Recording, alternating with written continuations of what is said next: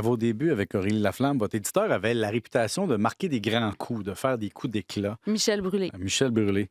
Est-ce que au début, vos livres étaient payants quand même si on frappait des coups d'éclat avec des rabais ou autres, puis des panneaux publicitaires, vous dites non, non, j'avais une paye plus petite, mais c'était un investissement.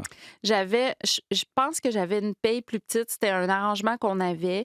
Lui, dans le fond, pour expliquer au public, c'est qu'il mettait les 10 000 premières copies à 2,99.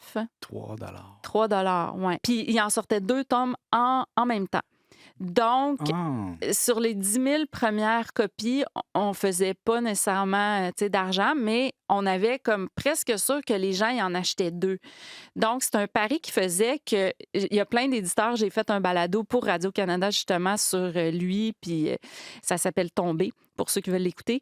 Mais plein d'éditeurs qui disent c'est un gouffre financier, c'est tellement un risque, on ferait jamais ça. C'est du casino littéraire. Mais c'était une excellente idée, puis il y a eu beaucoup de succès littéraire jeunesse avec ça, à une époque où on commençait beaucoup là, à être envahi par toutes sortes de séries jeunesse qui sortaient.